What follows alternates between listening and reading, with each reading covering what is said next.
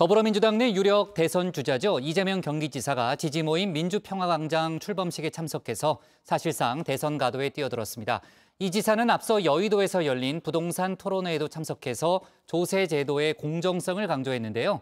대선 경선 연기론에 대해서는 원칙대로 하는 게 합당하다고 선을 그었습니다. 관련 내용을 유정아 반장이 정리해봤습니다.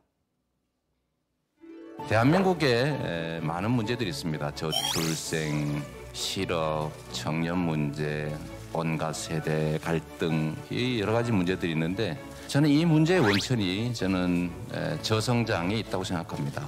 이 불평등과 격차를 완화하면서 공정성을 회복해가는 것이 궁극적으로는 성장 잠재력을 끌어올리는 길이라고 생각합니다. 네, 이재명 경기지사 지지 모임 민주평화광장이 오늘 출범했습니다. 발기인이 15,000명에 달하는 전국 조직인데요. 대선 전초기지 역할을 할 것으로 보입니다. 현재 국회의원 18명을 포함해서요. 정치권 인사들이 대거 이렇게 참여를 했는데 이 자리에 참석한 이 지사, 저성장 극복, 불평등과 격차 완화를 전면에 내세웠죠. 이낙연 전 대표와 정세균 전 총리, 이재명 지사가 이번 주에 이렇게 차례로 지지 조직을 띄우면서 패를 과시하는 모습입니다. 본격적인 대선 모드에 돌입한 겁니다. 이 지사 오늘 본인의 젊은 시절을 이야기하면서 청년 세대의 화두, 공정의 가치에 공감하는 모습을 보였습니다. 제가 교육을 제대로 받지 못하고 공장에서 어린 시절을 보내긴 했지만 그때는 현실은 어려워도 미래가 있었기 때문에 좌절하지 않고 노력했고 또 성취가 가능했기 때문에 갈등도 그렇게 크지 않았던 것 같습니다. 기회의 총량은 적고 신규 세대들은 갈 길이 없다 보니까 공정성에 대한 열망은 매우 커지고 불공정에 대한 분노는 정말로 심각할 정도인 것 같습니다. 네, 이 지사 윤석열 전 검찰총장과 양강구도를 굳혀가고 있죠. 특히 여권이 앞다투어서 표심 잡기에 나선 2030 세대에서는 이렇게 윤 전 검찰총장에 비해서 지지율 우세를 보이고 있습니다. 대선을 10개월 남겨놓은 지금 정치권의 뜨거운 감자는 부동산이죠. 이 지사 오전에는 경기 지역 의원 30여 명이 공동 주최한 부동산 토론회에 참석을 했습니다. 제목은 비주거용 부동산 공평과세 실현입니다. 실거주 주택에 대해서는 생필품에 준하는 보호를 하고 세금도 좀 낮춰주자. 대신 비거주 투자용 주택에는 세금 부담을 더 늘리자라는 게 이 지사의 기본 입장이죠. 비거주 투자용 주택을 어떻게 구분해서 과세를 할 거냐 이런 반론이 나왔었는데 오늘 이 지사는 이렇게 말했습니다. 똑같은 건물인데 이 서민들이 가지고 있는 아파트 이런 거에 대한 세금하고 빌딩, 상가 이런 거에 대한 세금이 또 달라요.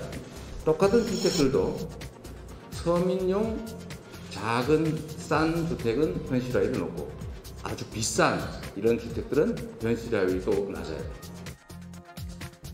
네, 그러니까 세금을 산정하는 기준이 되는 이 공시제도가 아파트 같은 주거용 건물은 시세에 가깝게 현실화가 되어 있는데 상가 같은 비주거용 건물은 현실화율이 낮게 책정돼 있더라라는 겁니다. 또 개인에 비해서 법인에 부과하는 양도소득세율도 더 낮더라고 지적을 했는데요. 실질적인 형평성이 보장이 되도록 조세제도 전반에 대한 전면 재편이 필요하다 주장을 했습니다. 이 지사 최근 민주당 내에서 쟁점이 되고 있는 대선 경선 연기론에 대한 입장도 밝혔는데요. 원칙대로 가야 한다 주장을 했습니다. 그냥 원칙대로 하는 게 제일 조용하고 원만하고 합리적이지 않나 그런 생각합니다.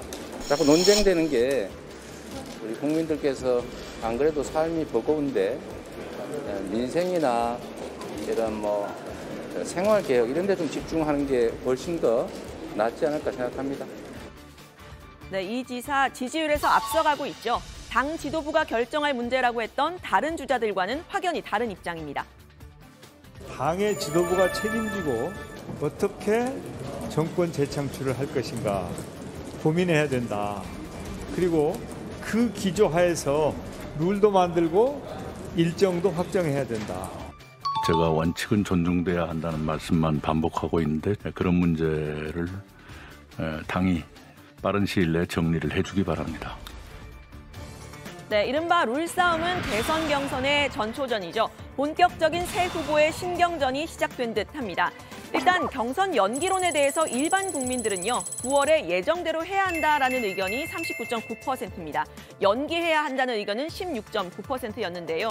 이 예정대로 해야 한다는 의견이 2배 이상 많은 겁니다. 민주당 지지층에서도 마찬가지였습니다. 예정대로 하자 41.5%, 연기하자 23.7%였는데요.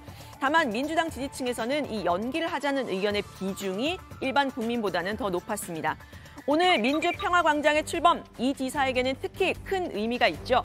친 이재명계 의원 모임 성공포럼, 그리고 대표적인 친문 이해찬계 의원들이 주축이 된 민주평화광장이 더해진 겁니다. 이 지사의 숙제, 당내 주류인 친문의 지지를 얻는 것을 해결해 줄 수 있을지가 관심인데요. 이 대표를 맡은 조정식 의원은 포럼의 첫 번째 목표가 정권 재창출이다 강조를 했습니다. 우리는 김대중 그리고 노무현, 문재인 정부의 정신을 계승하고 또 우리의 새로운 미래 그리고 새로운 시대 정신을 우리가 준비해 나가야 된다고 생각을 합니다. 네, 발기인 명단에 참여한 현직 의원 18명을 좀 살펴보면요. 김성환, 이해식 의원 같은 이해찬 전 대표의 측근들이 포함이 됐습니다. 특히 오늘 행사에는 2년 전 서초동 검찰개혁 촛불 집회 사회를 봤던 개그맨 노정열 씨가 이렇게 사회를 봤는데요. 행사에 참여를 하지 않았지만 발기인 명단에는 고 노무현 전 대통령의 사위인 박상원 변호사가 이름을 올리기도 했습니다. 이 지사는 이렇게 지난 6일에 박 변호사와 함께 김해 봉화마을을 찾은 바가 있는데요. 여권의 킹메이커라고 할 수 있는 이 전 대표 직접 나서지는 않았지만 측면 지지를 하는 것으로 해석이 되면서 이 지사에게는 힘이 될 거라는 분석이 나옵니다. 이 전 대표, 이 지사를 인정하는 발언을 직접 한 적도 있습니다. 그분은 이제 그동안에 뭐 여러 차례 아주 혹독한 그 검증을 받았지 않습니까? 네. 그러고서 경기지사를 하는 과정에서 얻어지는 그 평가이기 때문에 현재의 그 지지도가 계속 유지될 거라고 보죠. 네, 그런데 사실 이 지사 야권의 킹메이커에게도 긍정평가를 받은 적이 있는데요. 다름 아닌 전 국민의힘 김종인 비대위원장입니다. 시대 변화에 적응하는 능력이 탁월하다 이렇게 평가를 했는데요. 이재명 경기지사도 보면 재주가 많은 사람이에요. 기본소득이니 뭐니 이런 등등을 끄집어내가지고서 자기의 관심도를 많이 높이는 그러한 생각도 했던 이런 사람이기 때문에 변신이 굉장히 능한 사람이라고 봅니다. 그렇게 간단하게 이재명 지사를 생각해서는 안 된다고 봐요. 네, 다른 주자들 움직임도 잠깐 살펴보겠습니다. 어제 60여 명의 의원이 모임 광화문 포럼으로 새를 과시했던 정세균 전 총리는 오늘 호남으로 갔습니다. 고향인 전북으로 가서 3박 4일간 머무르면서 지지세를 다진다는 건데요. 오늘 호남 미래 포럼에 참석해서는 리더십의 롤 모델로 김대중이라는 위대한 지도자를 꼽고 싶다라면서 호남 표심에 구애를 했습니다.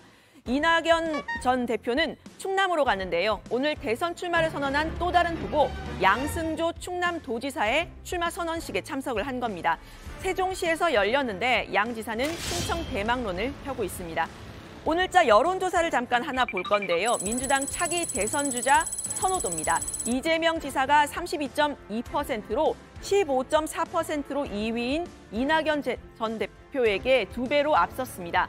정세균 전 총리가 5%로 그 뒤를 이었는데요. 관련 소식은 들어가서 더 이야기를 해보겠습니다.